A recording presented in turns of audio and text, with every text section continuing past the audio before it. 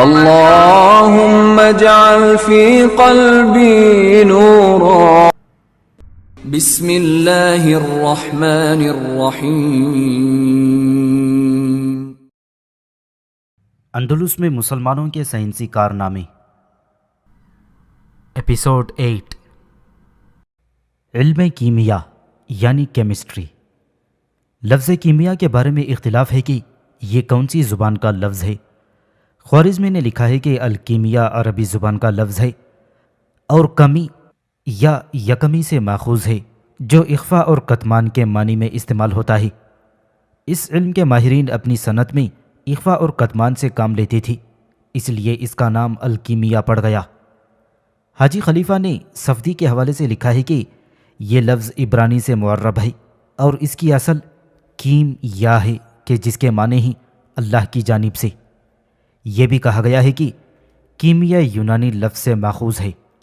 البتہ اس امر پر اتفاق ہے کہ جو الکیمیا کا سر لفظ ہے یہ عربی زبان کا لام تعریف ہے. ہومیارڈ نے اس لفظ کے عربی ہونے کی تائید کی ہے. ابتدائی عہد میں علم کیمیا کے اصول ضوابط عام لوگوں کی نگاہوں سے مخفی رکھنے کا اہتمام کیا جاتا تھا. حاجی خلیفہ نے لکھا ہے کہ ہمیں اس علم کے بارے میں انتہائی محتاط رویہ اختیار کرنا چاہیے تاکہ یہ نااہل لوگوں کے ہاتھ نہ لگ جائے. جابر بن حیان نے بھی اپنے رسائل کیمیا میں بارہا اخفا کی تاکید کی ہے. کیمیا سے مراد کسی معدنی جوہر کے اصل خواص کو تذویب، تجمید، تقلیب، تصعید اور دیگر کیمیائی تراکیب کے ذریعے ختم کر کے اس میں کسی دوسرے معدنی جوہر کی خصوصیات پیدا کرنا ہے. علم کیمیا کا وجود 3000 قبل مسیح میں قدیم مصری اقوام میں ملتا ہے، جس کے ذریعے کاہن اپنی عبادت گاہوں میں کیمیاوی عمل کے ذریعے قیمتی معاون، شیشہ، رنگ، ادویہ، حنوط کے لیے مواد اور عطر وغیرہ تیار کرتے تھے. ابن الندیم نے لکھا ہے کہ پہلا شخص جس نے علم کیمیا پر گفتگو کی بابل کا ہرمس الحکیم تھا جو مصر منتقل ہو گیا تھا اور اس نے علم کیمیا پر کتابیں لکھی تھیں.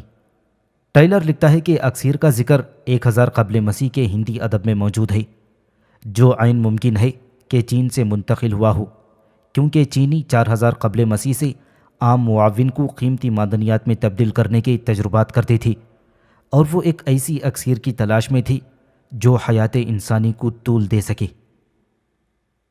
یونانی سائنس تجربے کی بنسبت نظری بحثوں پر زیادہ مشتمل تھی، جبکہ کیمیا کا تمام تر دار و مدار تجربے پر ہے. اس لیے ان کے ہاں صنعت کیمیا کی کوئی نمایاں کوشش نظر نہیں آتی. البتہ جب یونانی سائنس سکندریہ میں منتقل ہوئی تو وہاں علم کیمیا نشو و نما پانے لگا اور وہاں کے سائنسدانوں کا یہ خیال تھا کہ وہ عام دھاتوں کو سونے اور چاندی میں تبدیل کر سکتے تھے. قدیم کتب کیمیا ایسے رموز و طلسمات سے بھری ہوئی ہیں جن کو معاون خصیصہ کے سونے اور چاندی میں تبدیل کرنے کے لیے استعمال میں لانے کے ہدایات درج تھے، لیکن یہ کوئی علمی بنیاد نہیں ہے. جب رومیوں کو اقتدار حاصل ہوا تو بعض حکمرانوں کو یہ اندیشہ ہوا کہ کیمیا دان اپنے فن کی بدولت بہت مال و دولت جمع کر کے اقتدار پر قابض ہونے کی کوشش کریں گے. چنانچہ دیولقیدس نے 290 عیسوی میں علماء کیمیا کو جلاوطن کرنے اور ان کی کتابوں کو جلا دینے کے احکامات جاری کر دیے تھے. نتیجتاً کئی افراد شام اور عراق کے مختلف علاقوں کی طرف ہجرت کر گئے اور خفیہ طور پر کیمیاوی تجربات کرتے رہے. فتح اسلامی میں 21 ہجری تک مصر میں مدرسہ سکندریہ کی شہرت باقی تھی اور مسلمانوں نے اسی سر چشمے سے اکتساب کیا تھا. مسلمانوں میں کیمسٹری کا آغاز عہد بنی امیہ کے دوران پہلی صدی ہجری میں اس وقت ہوا جب اموی شہزادے خالد بن یزید المتوفی 85 ہجری نے علم کیمیا سیکھنے کے لیے ایک راہب کے سامنے اپنے زانو بچھا دیے تھے. حصول علم سے فراغت کے بعد خالد نے اپنی زندگی اس فن کے لیے وقف کر دی. انہوں نے اس موضوع پر 4 کتابیں قلم بند کیں جن کا ذکر ابن الندیم نے کیا ہے. علم کیمیا میں خالد کے بعد حضرت امام جعفر صادق رحمۃ اللہ علیہ المتوفی 148 ہجری کیمیا دان کی حیثیت سے مشہور ہوئے، مگر تاحال اس موضوع پر کسی تصنیف کا ان کے نام انتساب ایک تحقیق طلب مسئلہ بنا ہوا ہے. دوسری صدی ہجری میں سب سے مشہور کیمیا دان جابر بن حیان تھے جنہیں کیمسٹری کا بابا آدم کہا جاتا ہے. جابر پہلے سائنسدان ہیں جنہوں نے تجربات کر کے علم کیمیا کو باقاعدہ سائنس کی شکل دی اور اپنے تجربات کو اپنی تحریروں میں محفوظ کر دیا تھا۔ انہوں نے کیمیا کے موضوع پر 100 کتابیں تصنیف کیں۔ عہد عباسی میں ماہر زراعت ابن وحشیہ بھی کیمیا دان کی حیثیت سے مشہور ہوئے، مگر ان کی تحریروں میں غیر سائنسی مواد کی موجودگی سائنٹیفک اسلوب کے منافی ہے۔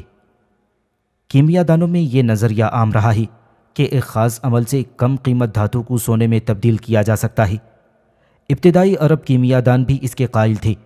عباسی دور میں ابو یوسف یعقوب کندی نے ان لوگوں کی تردید میں متعدد رسالے تحریر کیے تھے، جن میں ایک تحریر کتاب ابطال دعواء المدین صناعت الذهب والفضة من غیر معادنہ اس عنوان سے مشہور ہے، اور کندی کی تحریروں سے مناقشہ کا وہ دروازہ کھلا جو صدیوں تک بند نہ ہو سکا۔ مسلم کیمیا دان 2 گروہوں میں بٹ گئے۔ ایک اس کا قائل تھا کہ تمام دھاتیں ایک ہی نوع سے تعلق رکھتی ہیں، اس لیے انہیں ایک دوسرے میں تبدیل کرنا ممکن ہے۔ دوسرے گروہ کا کہنا تھا کہ ایسا کرنا ناممکن اور محال ہے۔ کندی کے بعد ابو بکر رازی نے کیمیا کے موضوع پر 21 کتابیں تحریر کیں، جن میں سے سب سے مشہور تصنیف سر الاسرار ہے۔ رازی کو کیمیا گری سے دلچسپی تھی، اس لیے انہوں نے اپنی تحریروں میں کندی پر سخت حملے کیے۔ کیمیا دانی میں قابل داد مہارت کی بنا پر انہیں جابر بن حیان کا بڑا جانشین مانا جاتا ہے۔ عہد عباسی میں ابن امیل تمیمی نے مفتاح الحکمت العظمیٰ کے عنوان سے ایک کتاب لکھی، اور اسی دور میں مشہور جغرافیہ دان الحمدانی نے اپنی ایک کتاب تصنیف کی، جس کے تیسرے حصے میں انہوں نے دھات کاری کے مختلف پہلوؤں پر روشنی ڈالی۔ یہ کتاب عربی زبان میں اس موضوع پر اولین اور بہترین تحریر مانی گئی ہے۔ پھر مشہور مفکروں میں فارابی دھاتوں کی قلب ماہیت کے امکان کے قائل تھے، اور انہوں نے اس موضوع پر فی مقالہ وجوب ذات الکیمیا کے عنوان سے ایک کتاب تحریر کی تھی۔ 4 صدی ہجری میں اسپین کے ماہر حیت مسلمہ بن احمد المجریتی نے رتبۃ الحکیم اور غایۃ الحکیم کے عنوانوں سے 2 کتابیں تصنیف کیں۔ اول الذکر تصنیف میں انہوں نے بیش بہا دھاتوں کے فارمولوں اور ان کے طریقہ حصول پر بحث کی ہے۔ کیمیا گری کے مخالفین میں ابو حیان توحیدی اور ابن سینا مشہور ہیں۔ ان دونوں نے یہ خیال پیش کیا ہے کہ کیمیائی عمل سے دھات کی ظاہری صورت تبدیل ہو سکتی ہے، اصلیت میں کوئی تبدیلی نہیں آ سکتی۔ جابر بن حیان کے بعد کیمیا گری میں سب سے مشہور شخصیت ابو الحکیم محمد بن الملک السواحلی الخوارزمی المتوفى 425 ہجری میں مشہور ہوئے۔ انہوں نے عین السنا کے عنوان سے ایک کتاب تحریر کی، جو صدیوں تک کیمیا کے شائقین کے لیے کارآمد رہی۔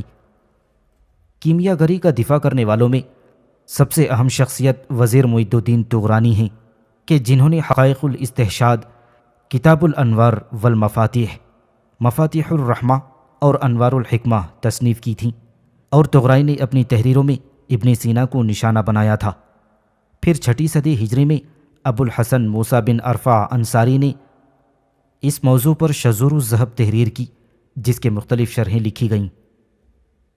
کیمیا کے موضوع پر ابو القاسم محمد بن احمد عراقی المتوفى 700 ہجری نے المکتب فی زراعت الذهب کے نام سے ایک تصنیف تیار کی۔ ان کے بعد 8ویں صدی ہجری میں علی بن ایدمر ابن علی جلدکی اور ابو الاسبغ بن تمام، جنہوں نے اس موضوع پر قابل ذکر تحریریں قلم بند کیں۔ پھر کیمیا گری کے نامور مخالفین میں علماء اسلام ابن حزم، امام ابن تیمیہ اور ابن قیم الجوزیہ پیش تھے۔ ابن قیم الجوزیہ نے مفتاح دار السعادہ میں کیمیا اور اس طرح کے تمام علوم کی مخالفت کی۔ مورخین میں ابن خلدون نے کیمیا گری کو ایک قسم کا جادو قرار دیا ہے۔ یہ علم کیمیا کی تاریخ کا ایک سرسری جائزہ تھا۔ چونکہ اس علم کا مقصد ایک خاص عمل سے کم قیمت دھاتوں کو سونے میں تبدیل کرنا تھا، اس لیے لوگ مختلف تجربات کیا کرتے تھے کہ جن سے بجائے خود بعض نئی چیزوں کا انکشاف ہوتا تھا۔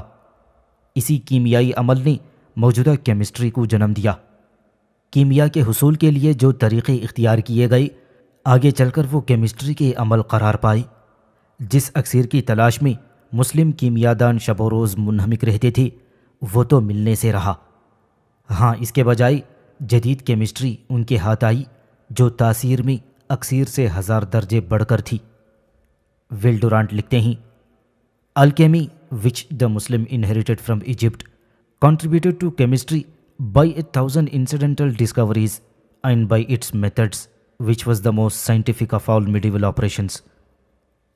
علم کیمیاگری جو مسلمانوں نے مصر سے ورثے میں پائی ہے، 1000 اتفاقی دریافتوں سے کیمسٹری کو مالا مال کر دیا ہے.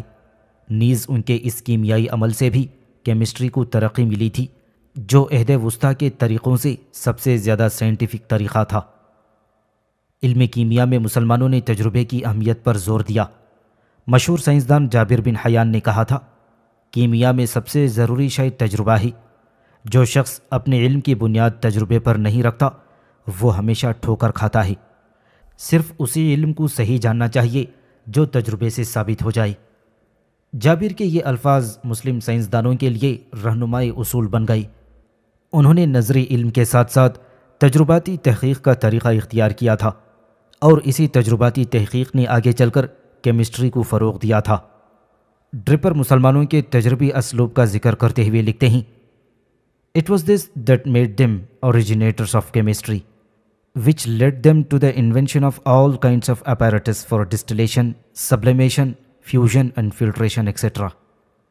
یہی وہ چیز تھی جس نے انہیں کیمسٹری کا موجد بنایا اور جس نے ان سے کشید، تصعید، پگھلاؤ اور تقطیر وغیرہ کے لیے تمام قسم کے آلات ایجاد کرائے تھے. تجرباتی اعمال کی جو نئی روایت قائم ہوئی اس کے بانی جابر بن حیان تھے.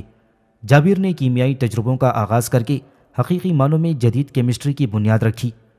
انہوں نے تحلیل یعنی ڈی کمپوزیشن، تقطیر، تبخیر، کشید، تبلیر، تقلیص، تصعید جیسے عملوں کو فروغ دیا تھا، اور ان میں سے بعض تجرباتی اعمال مثلاً تقلیص، کیلسائنیشن، آکسیڈیشن اور تحلیل یعنی ڈی کمپوزیشن وغیرہ خود ان کی اپنی دریافتیں ہیں، اور انہوں نے ان تمام کیمیائی عملوں کو اپنے معمل میں برتا جو عہد وسطیٰ سے لے کر آج تک استعمال ہوتے رہے ہیں.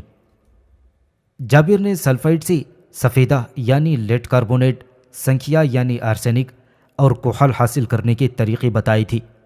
انہیں نباتاتی تیزابوں مثلاً تیزاب لیمو، تیزاب سرکہ اور تیزاب ترتیز کے متعلق اہم معلومات فراہم کی، اور ان کا سب سے اہم کارنامہ ان 3 معدنی تیزابوں کی دریافت ہے جو انہوں نے قرۂ انبیخ کی مدد سے تیار کیے تھے. وہ 3 تیزاب یہ ہیں: پھٹکری، ہیراکسیس اور قلمی شورے سے شورے کا تیزاب. پھٹکری اور ہیراکسیس سے گندھک کا تیزاب جسے گندھک کا تیل کہتے ہیں، اور پھر پھٹکری اور ہیراکسیس قلمی شورے اور نوشادر سے ماؤل مملوک جو آج بھی اپنے لاطینی میں ترجمے ایکوا ریجیا کی صورت میں استعمال ہوتا ہے. نوشادر یعنی امونیم کلورائڈ سے یونانی واقف نہیں تھے. یہ جابر کی دریافت ہے اور وہی پہلے مصنف ہیں جن کی کتاب میں اس کا ذکر آیا ہے. میکس میرہوف جابر کی نظری اور عملی خدمات کا ذکر کرتے ہوئے لکھتے ہیں، On the practical side, Jabir described improved methods for evaporation, filtration, sublimation, melting distillation, and crystallization. He described the preparation of many chemical substances, example cinnabar, sulfide of mercury, arsenious oxide and others. He knew how to obtain nearly pure vitriols, alums, alkalis, sal ammoniac and salpetre, how to produce so-called liver and milk of sulfur by heating sulfur with alkali, and so on. He prepared fairly pure mercuric oxide and sublimate as well as acetates of lead and other metals, sometimes crystallized. And further he understood the preparation of crude mercuric and nitric acids as well as mixture of them aqua regia and solubility of gold and silver in this acid. عملی میدان میں جابر نے تبخیر، تقطیر، تصعید، پگھلاؤ، کشید اور تلبور جیسے اعمال کے بہتر طریقے بیان کیے تھے. انہوں نے بہت سی کیمیائی اشیاء مثلاً شنگرف یعنی سلفائڈ آف مرکری، ارسینس آکسائڈ وغیرہ کی تیاری کے طریقے بتائے تھے. وہ اس سے باخبر تھے کہ خالص توتیا، پھٹکری، قلمی شورا، سالٹ امونیا اور شورا کیسے حاصل کیے جاتے ہیں، اور تیز گندک کو قلم شورے کے ساتھ گرم کر کے کس طرح وہ اشیاء حاصل کی جاتی ہیں جنہیں بالبور یا سلک آف سلفر کہتے ہیں. انہوں نے مرکیورک آکسائڈ، جوہر اور پاری اور دوسری دھاتوں کے ایسیٹیٹس تیار کیے جو بعض اوقات قلموں کی شکل میں ہوتے تھے. انہیں اس کا بھی علم تھا کہ گندک اور شورے کے خام تیزاب کیسے تیار کیے جاتے ہیں اور ان دونوں کے ملانے سے کس طرح ماؤل ملوک حاصل ہوتا ہے کہ جس میں سونا اور چاندی پگھلایا جا سکتا ہے۔ جابر بن حیان نے کیمیا کے صنعت استعمال میں بھی دنیا کی رہنمائی کی ہے۔ انہوں نے اپنی کتابوں میں فولاد سازی، فلزات کی صفائی، لوہے کے زنگ سے حفاظت، چمڑے کی رنگائی، شیشے کو رنگین بنانے، دھاتوں کے مرکبات تیار کرنے، لوہے پر وارنش کرنے، بالوں کے لیے خضاب تیار کرنے اور موم جامہ تیار کرنے کے طریقے بیان کیے ہیں، اور ان کے علاوہ ان کی کتابوں میں 20 مفید اشیاء تیار کرنے کے طریقے بھی بیان کیے ہیں۔ گستاولی بان لکھتے ہیں، جابر کی تصنیفات میں ایسے بہت سے مرکبات کا ذکر ملتا ہے جو اس سے قبل معلوم نہ تھے، مثلاً شورے کا تیزاب ماؤل ملوک، ملح القلبی نوشادر، چاندی کا شورہ زیبق سلیمانی اور راسب الاحمر وغیرہ۔ اسی کی تصنیفات میں سب سے پہلے کیمیائی عملیات، عرق کشی، تصعید، قلم بندی اور پانی میں حل کرنے گلانے وغیرہ کا بھی بیان ہے۔ جابر بن حیان کی کتابوں کے ترجمے 12ویں صدی میں ہی لاطینی میں کیے گئے، اور سب سے پہلے ایک انگریز رابرٹ آف چیسٹر نے 1144 عیسوی میں ان کی ایک کتاب الکیمیا کا ترجمہ لاطینی میں کیا تھا۔ جابر کی ایک دوسری تصنیف کتاب السبعین کو جیرارڈ آف کریمونی نے لاطینی کا جامہ پہنایا۔ میکس میرہاف کے بیان کے مطابق ریلگر ٹوٹیا، الکیلائی، اینٹیمنی، ایلمبک، ایلیوڈائل یہ وہ الفاظ ہیں جو جابر کی تحریروں سے لاطینی کے توسط سے یورپ کی زبانوں میں آئے ہیں۔ یورپ میں جابر کے گہرے اثرات کا جائزہ لینا اس کتاب کی حدوں سے باہر ہے۔ پھر میکس میرہاف لکھتے ہیں، His influence can be traced throughout the whole historic course of European alchemy and chemistry۔ ان کے اثرات کا پتہ یورپ کے کیمیا دانی اور علم کیمسٹری کے تمام تاریخی ادوار میں لگایا جا سکتا ہے۔ جابر کے بعد یعقوب کندی نے اپنی تصنیفات میں فولاد سازی، عطر سازی اور رنگ سازی پر بیش قیمت معلومات بہم کی۔ مسلمان سائنسدانوں کی ان صنعتی خدمات سے نباتات سے عطر بنانے، شیشہ سازی، روغن سازی، روشنائی کی کئی قسمیں تیار کرنے کی صنعت کو ترقی ہوئی تھی۔ اتباع میں سب سے بڑے کیمیادان ابو بکر رازی تھے۔ انہوں نے اپنے تمام کیمیائی عملوں کو عام فہم زبان میں بیان کیا۔ کیمیائی عملوں میں کام آنے والے 25 آلات کی تشریح کی اور کیمیائی مادوں کو جمادات، نباتات اور حیوانات میں تقسیم کر کے علم الکیمیا کی ترقی کے لیے راہ ہموار کی۔ مسلمانوں نے ایک اہم کارنامہ یہ انجام دیا کہ کیمسٹری سے دوا سازی کو فروغ دیا۔ ڈریپر کا بیان ہے، The Saracens commenced the application of chemistry both to the theory and practical of medicine, in the explanations of the functions of human body and in the cure of its diseases۔ عربوں نے نظری اور عملی طب پر chemistry کے اطلاق کی ابتدا کی۔ انہوں نے اسے انسانی جسم کے افعال کی وضاحت اور بیماریوں کے علاج میں استعمال کیا تھا۔ ایک ماہر طب کے بقول علم طب میں کیمیا کی بنیاد عربوں نے رکھی۔ چنانچہ عربوں نے پہلی مرتبہ تقطیر، تصعید، کشید، پگھلاؤ اور تلبور کے طریقے بیان کیے اور بے شمار کیمیائی مرکبات مثلاً nitric acid, sulphuric acid, liquor ammonia, mercury chloride, mercury oxide, potassium nitrate اور فرائی سلفاس وغیرہ بنائے تھے۔ پھر مختلف قسم کے کھار اور تیزابات تیار کیے، نیز الکوہل سے طبی دنیا کو روشناس کرایا۔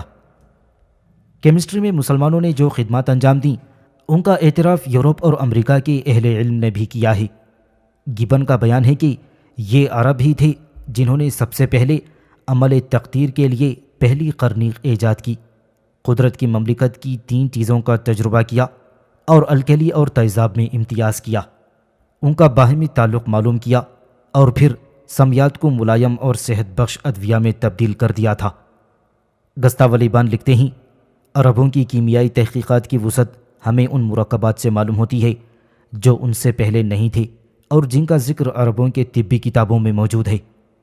قرادین خاص عربوں کی ایجاد ہے اور ان کا فن کیمیا سے حرفت و صنعت میں کام لینا اس سے ثابت یہ ہے کہ انہوں نے رنگوں کی ترکیب، فلزات کا اخراج، فولاد کے بنانے اور چمڑے کی دباغت وغیرہ میں حاصل کیا تھا۔ رابرٹ برفالٹ کا کہنا ہے، عربوں نے صرف وہی ریاضیات پیدا نہیں کی جو سائنسی تجربے اور تحلیل کا ناگزیر آلہ بننے والی تھیں، بلکہ انہوں نے تجرباتی تحقیق کے ان اسالیب کی بنیاد رکھ دی جنہوں نے ریاضیاتی تجزیہ کے ساتھ مل کر زمانہ حال کے موجودہ کیمسٹری کو جنم دیا تھا۔ اس علم کی ابتدا ان عملیات سے ہوئی تھی جو مصر کے ماہرین فلزات اور زرگر لوگ استعمال کیا کرتے تھے، یعنی دھاتوں کو ملا کر مختلف قسم کی دھاتیں تیار کرنا اور انہیں ایسے طریقے سے رنگ دے دینا کہ وہ سونے سے مشابہ معلوم ہوں۔ یہ عملیات مدت دراز سے پیشوا یا ان مذاہب کے خفیہ اجارے کے طور پر محفوظ رکھے گئے تھے، اور یہ حسب معمول صوفیانہ اور پراسرار ملفوظ تھے، لیکن وہ عربوں کے ہاتھ آئی تو ان سے تحقیق کا وسیع اور منظم جذبہ پیدا ہوا کہ جس سے مزید عربوں نے تقدیر، تبخیر اور تصعید کے طریقے ایجاد کر لیے تھے، اور اس کے علاوہ الکحل، شورے کا تیزاب، گندھک کا تیزاب، قدماء کو سر کے سوا اور کوئی تیزاب معلوم نہ تھا، اور پھر الکلی، سرما اور بسمت کو دریافت کیا اور بعد کی مکمل کیمسٹری اور طبیعیاتی تحقیق کی بنیاد رکھ دی۔ ڈریپر کا بیان ہے، In the experimental sciences, they originated chemistry, and they discovered some of its most reagents, sulfuric acid, nitric acid, and alcohol. تجرباتی علوم میں انہوں نے کیمسٹری کو جنم دیا۔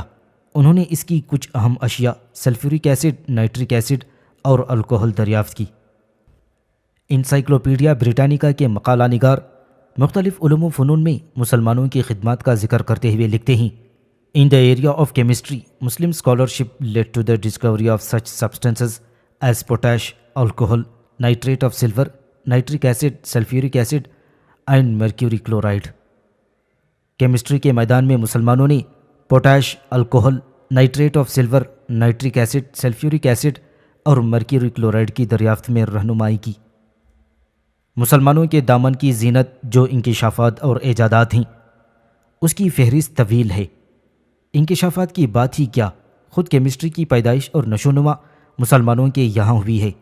ولڈرانٹ مسلمانوں کے انداز تحقیق اور ان کی دریافتوں پر لکھتے ہیں، Chemistry as a science was almost created by the Muslims, for in this field were the Greeks, so far as we know, confined to industrial experiences and vague hypotheses. The Saracens introduced precise observation, controlled experiment and careful records. They invented and named alembic, chemically analyzed innumerable substances, composed lapidaries, distinguished alkalis and acids, investigated their differences, and studied and manufactured hundreds of drugs. Chemistry کو science کی شکل میں تقریباً پیدا ہی مسلمانوں نے کیا ہے، کیونکہ ہماری معلومات کی حد تک جہاں یونانی اس فن میں تجارتی تجربوں اور مبہم مفروضوں تک محدود رہے، مسلمانوں نے اس میں درست مشاہدے، باضابطہ تجربے اور محتاط اندراجات رائج کیے ہیں۔ انہوں نے المبیخ ایجاد کی کہ جس کا نام بھی انہی کا دیا ہوا ہے۔ انہوں نے بے شمار اشیاء کی کیمیائی تجربے کیے، معدنیات پر کتابیں مرتب کیں، کھار اور تیزاب میں فرق کیا اور پھر ان کے تعلقات پر تحقیق کی۔ انہوں نے مطالعہ کر کے سینکڑوں دوائیاں تیار کی تھیں۔ خلاصہ بحث یہ ہے کہ مسلمانوں نے کیمسٹری کے میدان میں جو خدمات انجام دیں ان کا اجمال یہ ہے، تجربی تحقیق اور ریاضیاتی تجزیہ کو ملا کر جدید کیمسٹری کی بنیاد رکھی، تجربی عملوں کو رواج دیا، distillation, evaporation, filtration, putrefaction, decomposition, sublimation, calcination, reddening, blanching, crystallisation, oxidation اور میلٹنگ وغیرہ، یعنی تخدیر، تبخیر، کشید، تقلیص، تصعید، تحلیل، تعفین، تقصید، تبلیر، تشہید، تحمیر اور پگھلاؤ وغیرہ سے دنیا کو روشناس کرایا تھا۔ تجربی عملوں کے لیے آلات تیار کیے۔ ابو بکر رازی نے 25 ایسے آلات کا ذکر کیا ہے جو کیمیائی عملوں کے دوران استعمال ہوتے ہیں۔ مغربی زبانوں میں المبک اور الیوڈل مسلمانوں ہی کی یادگاریں ہیں جو بالترتیب عربی الفاظ المبیق اور الآصال سے ماخوذ ہیں۔ ان کے علاوہ لاطینی زبان میں متعدد الفاظ موجود ہیں۔ مسلمانوں نے کھار اور تیزاب الگ الگ کر کے ان میں فرق کیا تھا، اور انہوں نے نباتیاتی اور معدنیاتی تیزاب تیار کیے تھے۔ Arsenic sulphide, lead carbonate, chloric acid, nitric acid, antimony sulphide, silicic acid, antimony, phosphorus, mercury oxide, mercury chloride, sodium carbonate, nitrate of silver, sulphuric acid اور پوٹاشیم نائٹریٹ جیسے مرکبات دریافت کیے اور تیار کیے تھے۔ انہوں نے تانبے اور سیسے کے مرکبات کے زہریلے اثرات اور ان بجھے چونے میں بال دور کرنے کی خاصیت کا پتہ لگایا تھا۔ مرکبات کو ادویہ میں استعمال کیا، سمیات کو حیات بخش ادویہ میں تبدیل کر دیا تھا۔ مسلمانوں نے سائنسی بنیادوں پر معدنیات کی درجہ بندی کی، اور سب سے پہلے ابوبکر رازی نے کیمیائی مادوں کو جمادات اور حیوانات میں تقسیم کر کے نئی روایت قائم کر دی۔ معدنیات کو انہوں نے ارواح، اجسام، احجار، تیزابات، سہگوں اور نمکیات میں بانٹ دیا۔ انہوں نے طیران پذیر یعنی وولٹائل اجسام اور غیر طیران پذیر ارواح میں فرق کر دیا تھا۔ مؤخر الذکر میں انہوں نے گندھک، پارا اور سنکھیا اور سالمیاک شامل کر لیے تھے۔ مسلمانوں نے ایسی چیزیں ایجاد کیں جن سے صنعت و حرفت کو بے حد فروغ ملا۔ جابر بن حیان نے ایسا کاغذ ایجاد کیا جسے آگ نہیں جلا سکتی تھی۔ لوہے کے زنگ سے ایسی روشنائی تیار کی جس سے لکھے گئے شاہی فرامین رات کی تاریکی میں پڑھے جا سکتے تھے۔ نیز انہوں نے ایسے وارانش پیدا کیے جس سے کپڑا بھیگنے سے، لکڑی جلنے سے اور لوہا زنگ لگنے سے محفوظ رہتا تھا۔ جابر نے ایسا پتھر ایجاد کیا جس سے زخموں کو خشک کرنے اور فاسد عضلات کو داغنے کا کام لیا جاتا تھا، اور سب سے بڑھ کر یہ کہ انہوں نے ماؤل ملوک جیسا طاقتور تیزاب دریافت کیا جو سونے کو بھی پگھلا دیتا ہے۔ جدید کیمسٹری کے ارتقاء میں مسلم سائنسدانوں کی ان تصنیفات نے بنیادی رول ادا کیا ہے، جن کے ترجمے لاطینی زبان میں کیے گئے تھے۔ لاطینی مغرب کے علماء عہد وسطیٰ کے دوران جن سائنسدانوں کی کتابوں کو بہت زیادہ پسند کرتے تھے، ان میں خالد بن یزید اور جابر ابن حیان سر فہرست ہیں۔ خالد بن یزید، جنہیں کیلٹ فلیشیس یزیدی کہا جاتا ہے، ان کی تحریریں عام تھیں، اور جابر ابن حیان کی تحریروں کی مانگ بہت زیادہ تھی۔ لاطینی ترجموں میں ابن وحشیہ کی کتابیں بھی شامل تھیں۔ ان ترجموں نے یورپ پر یونانیوں سے زیادہ اثرات ڈالے، جس سے کیمسٹری کی سائنس کو ترقی ملی۔ ایم علمان لکھتے ہیں، It was not the Greek writings but these Arabic ones which prepared the way for Western alchemy. Thus they introduced the process which leads via Arnold of Villanova, the Latin Geber, and Paracelsus to Robert Boyle, Joseph Black, Joseph Priestley, Antoine Laurent, and finally to the miracle of modern chemistry. But they also gave important impulses to European cultural history. And it may suffice to mention Jacob Boehme, the Rosicrucians, Goethe the alchemist, and R.D. Gray, a study of alchemical symbolism in Goethe's literary and scientific works. یہ یونانیوں کی کتابیں نہیں بلکہ یہی عربوں کی تصنیفات تھیں کہ جنہوں نے مغربی الکیمیا کے لیے راستہ ہموار کیا تھا۔ انہوں نے ایک ایسا طریقہ رائج کیا جس نے آرنولڈ آف ویلانووا، لاطینی جبر اور پرائسلی کے توسط سے Robert Boyle, Joseph Black, Joseph Priestley, Antoine Laurent اور پھر آخر میں جدید کیمسٹری تک رہنمائی حاصل کی۔ یہی نہیں، عربوں کی ان کیمیائی تحریروں نے یورپ کے ثقافتی تاریخ کو بھی اہم محرکات فراہم کیے تھے، جس کے لیے جیکب بوہم کا نام لینا کافی ہوگا۔ یورپ والوں کے یہاں ایک عام وتیرہ ہے کہ کسی بھی سائنس کا سلسلہ نسب قدیم یا جدید یورپ کے کسی سائنسدانوں سے جوڑ دیتے ہیں۔ ان کا کہنا ہے کہ اس کے موجد فرانسیسی سائنسدان اینٹویٹ لوائزیر ہیں، حالانکہ یورپی کے بعض علماء نے اس دعوے کو مسترد کرتے ہوئے کہا ہے کہ لوائزیر نے اپنی طرف سے کوئی نئی چیز پیش نہیں کی، بلکہ انہوں نے صرف دوسروں کی دریافتوں کو شرح و بسط کے ساتھ بیان کیا ہے۔ حقیقت یہ ہے کہ یورپ کے سائنسدانوں کی رہنمائی مسلمانوں نے ہی کی ہے۔ گستاولی بان لکھتے ہیں، علم کیمیا میں عربوں نے جو کچھ یونانیوں سے پایا تھا وہ بہت ہی کم تھا۔ وہ بڑے بڑے مرکبات جن سے یونانی بالکل ناواقف تھے، مثلاً الکوہل، گندھک کا تیزاب، ماؤل ملوک وغیرہ کو عربوں نے ہی ایجاد کیا۔ انہوں نے کیمیا کے ابتدائی عملیات، عرق کشی وغیرہ کو جاری کیا۔ کیمیا کی کتابوں میں جب یہ لکھا جاتا ہے کہ اس علم کا موجد لوائزیر ہے، تو یہ یاد رکھنا چاہیے کہ کسی قسم کے علوم نہ کیمیا اور نہ کوئی اور دفتن ایجاد نہیں ہوئے تھے، بلکہ 1000 برس پہلے عربوں میں اس قسم کے علمی کارخانے موجود تھے جن سے وہ اکتشافات اور ایجادیں شائع ہوئی تھیں جن کے بغیر لوائزیر کچھ نہ کر سکتا تھا۔